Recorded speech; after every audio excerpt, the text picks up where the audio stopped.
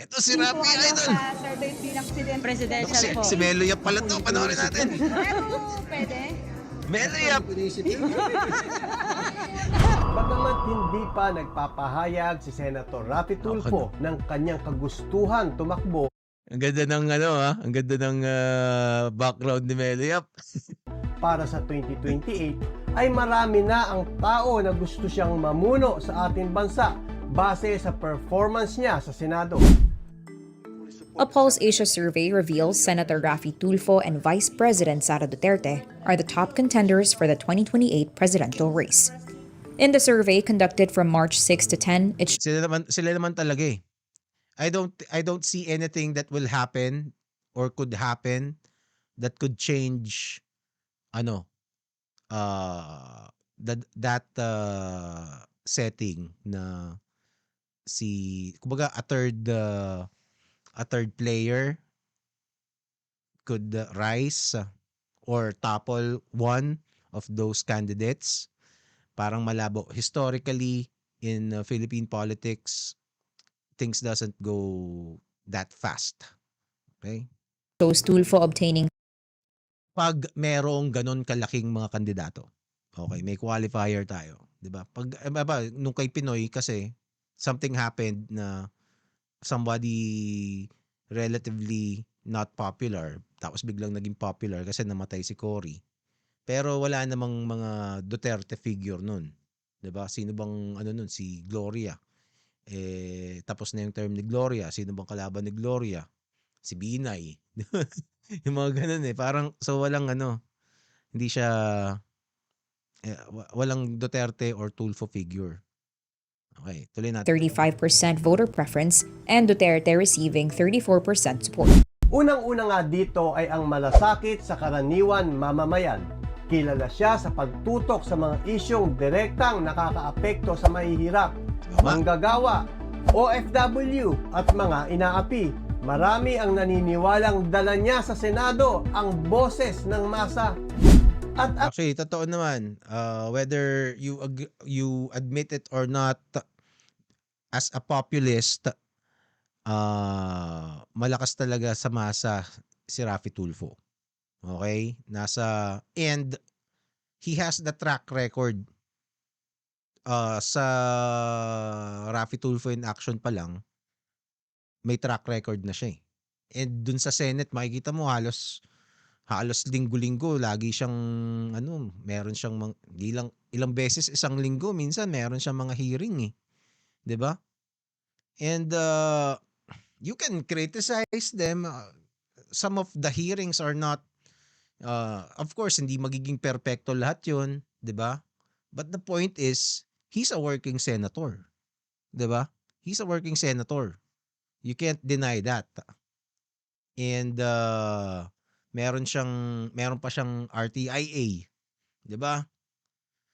So, pero although right now nung naging matunog si Sara at saka sa impeachment, ganyan, tsaka yung ICC nung kay Digong, nawala siya sa news cycle, 'di ba? Hindi natin malalaman natin kung kailan babalik si Tulfo sa news cycle at malalaman natin kung paano siya boboto sa impeachment ni Sara Duterte. Kung anong gagawin niya. Tanungin natin tong si Melo Yap. ikalawa, Tulfo helped more people on his show than the actual government. He knows who to talk to and he goes straight up to the highest officials to talk about the issues. Yeah, kasi Tulfo recognizes that there's a lot of red tape. 'Di ba? Na parang and also pag may mga tutulungan siya, parang they already tried going through the proper channels and there had been times na kahit dumaan ka dun sa sistema, hindi ka maasikaso ng tama o kaya deliberately tatarantaduhin ka, 'di ba? May mga ganun talaga nangyayari eh. And nalaman ng mga tao throughout the decades na nasa RTIA si Raffy Tulfo, that is a viable option, 'di ba? Kasi nakikita nila yung nakikita nila yung resulta na at least sometimes kasi pag may problema ka, kailangan mo lang merong makinig sa'yo na i-acknowledge yung problema mo, 'di ba? At makaramdam ka ng tulong, 'di ba? Minsan napakaimportante nun, eh. Tuloy natin 'to. Action-oriented na paninilbihan. Tulad ng kanyang estilo sa media, gusto ng mga tao na mabilis siyang umaaksyon sa mga problema. Hindi siya puro salita, may konkretong hakbang at solusyon. Pagtutulak ng makataong batas, suportado siya ng mga politiko dahil sa kanyang kagustuhan ng mga panukalang batas na may Actually, yung ibang mga politiko like katulad ni na Tolentino ba? Hindi, ni ah, nalimutan ko pangalan nun. Gatchalian, 'yan, 'di ba? Ano siya, na minsan namamangha sila kay Tulfo kasi yung ibang mga panukalang batas ni Tulfo hindi nila naiisip, eh. Kasi hindi na wala sa experience nila. Kasi mga elite na sila, elite na mga bureaucrats 'tong mga 'to, eh. Dun sila nanggaling, eh. Eh, si Tulfo hindi naman siya nanggaling dun. Ah, siya, hindi siya si Tulfo is not part of the establishment ng Pilipinas. May mga kakilala siya pero hindi siya parang career politician talaga, 'di ba? Hindi siya career politician the same way as let's say the Cayetanos, 'di ba? The same way as the Binays. Yung mga Binay kasi bata pa lang groomed na sila to become the next mayors of Makati or or something else, 'di ba? Mga political clans talaga yung mga 'yan. Madami namang ganyan, mga Duterte, gano'n na din, 'di ba? Political clan naman talaga yung Duterte. That's sila, 'di ba? Political dynasty naman talaga 'yon. Ang Tulfo hindi nanggaling do'n. Matanda na sila noong naging senador si Raffy Tulfo. Although may mga kamag-anak din sila na unti-unting pumapasok sa politika, but if you're gonna talk about just Raffy Tulfo, hindi talaga siya parte yung mga trapo. Hindi siya gano'n. Kumbaga hindi siya galing dun sa class na yun. Okay. kinalaman sa labor rights, child protection at social justice. Actually, totoo yun.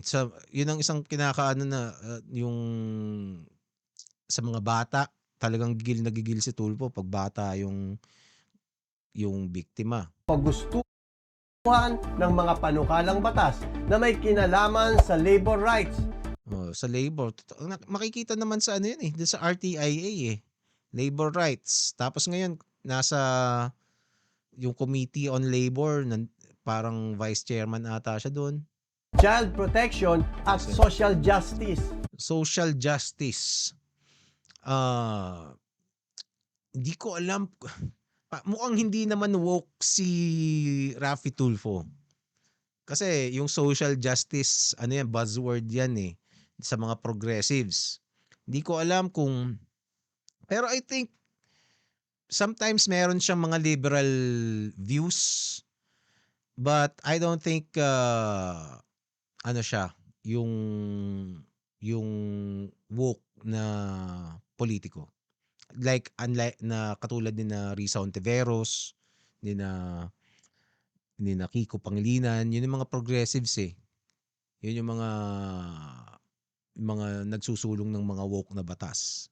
I don't think Raffy Tulfo is like that. But meron siyang sense of let's say nung si Aura, 'di ba? Nung si Aura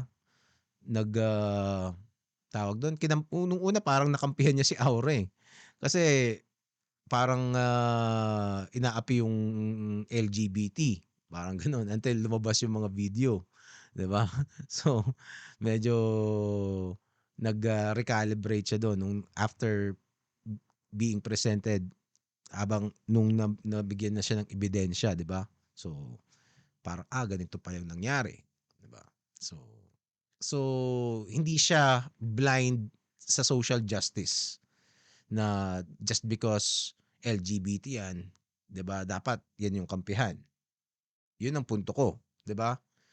So, hindi siya ideological based dun sa kanyang pagpili ng kakampihan. Ang kakampihan niya kung ano yung base sa ebidensya. 'Yun. Pero at first meron siyang pagtanaw doon sa social aspect ng LGBT. In the case dun sa nangyari dun kay Aura nung nakipag, hindi ko alam, nagkasakitan sila dun sa poblasyon, 'di ba? Naging issue yun a couple of years ago, I think. I'm sure naalala niyo yun. Tuloy natin 'to. Tapang at katapatan. Bilang senador, ipinapakita niya ang paninindigan laban sa korupsyon at katiwalian. Hindi siya natatakot na batikusin kahit kapwa politiko. Sandali. Mr. Bakit Chair, mo sinabi na walang waras? Mr. Chair, alis na lang ako rito. Hindi ko matiis. Nakikita ko na parang itong mga pulis pinagluloko. I'm sorry, I have to walk out. Hindi ko kaya to. The worst thing na sabihin sa akin, binibibaby ko kayo, ay hindi ko matanggap-tanggap yan.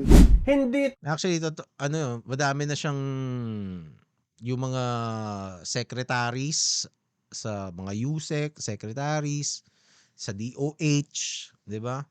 Pinapalagan niya yung mga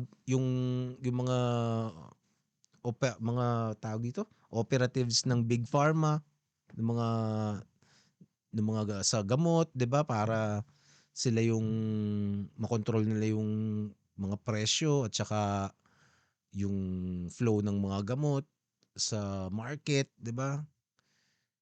Sinita niya 'yun, eh. Actually do'n ako, isa 'yun sa mga kinabiliban ko kay Tulfo. Parang standing up, do'n sa pharmaceutical companies. Napaka napakamakapangyarihan ng mga 'yun. We have no idea kung gaano kapangyarihan yung mga big pharma people.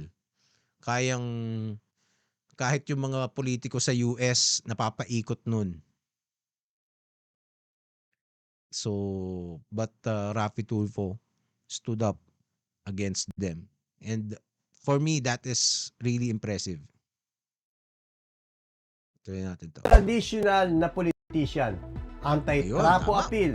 Marami ang naaakit sa kanya. Hindi siya traditional in a sense na hindi siya nanggaling talaga. Like I said kanina, hindi siya galing hindi siya career politician. Nagkaroon lang siya ng calling at saka opportunity. And he got into the position to become a senator because of his work in the private sector. Dahil hindi siya galing sa tradisyonal na politika, isa siyang outsider na pinaniniwalaan tunay na naglilingkod, hindi lang para sa pansariling interes. Mula nang maging senador siya ay wala siyang pahinga sa pagsasagawa ng hearing patungkol sa katiwalian at kanya din personal na iniinspeksyon ang mga kumpanya na may sari-saring paglabag sa batas at sa mga tao. Yan ang dahilan kung bakit gusto ng mga tao ang estilo ni Senator Raffy Tulfo pagdating Siguro ang isang hindi nabanggit ni Melo dito yung sa OFW, 'di ba? Yung OFW, ano 'yun? Isa 'yun sa mga advokasya talaga ni Raffy Tulfo din. Sa dami ng mga OFW na humingi ng tulong kay Raffy Tulfo. At saka yung mga nabugbog, yung mga kinikriticize siya dito doon sa mga domestic violence cases kasi hindi mo maiiwasan away pamilya. Pag nagtanong-tanong ka diyan, mauungkat talaga yung mga personal businesses nyo. Pero sometimes kasi parang para malaman mo, kailangan tanungin mo talaga eh. Ibang usapan na 'yon, 'di ba? But at the end of the day, willingly pumunta yung mga participants dun sa mga ganong klaseng episode sa RTIA. But the point is, meron namang at least na ano minsan nakikita ko dun sa RTIA, malaman lang nung babae na ayaw na talaga sa kanya nung asawang iniwan siya. Makaka-move on na siya eh. Minsan ganun lang eh. Yun lang ang kailangan niya talaga eh. 'Di ba? Pero syempre may mga kaso na mas malala, na may sakitan, na may mga iba pang mas masamang mga krimen, ganyan. Ibang usapan naman 'yun. Pero sometimes yung yung mga lokohan lang ganyan. Minsan ay wala namang balak kumbaga gusto ko lang malaman na tapos na. May mga ganong episodes eh. Anyway, ayos ang iyong real Meloyap. Ang punong hindi mukhang nawala na sa nawala na sa sirkulasyon yung term na Tulfo fanatics. Naging ampalaya na. Ang punong ampalaya na si Meloyap. Okay, so if you like this video, subscribe now so you can get notified every time na magla-live riffs tayo dito sa channel. Join the conversation and you can also join our membership and let's enjoy doom scrolling together.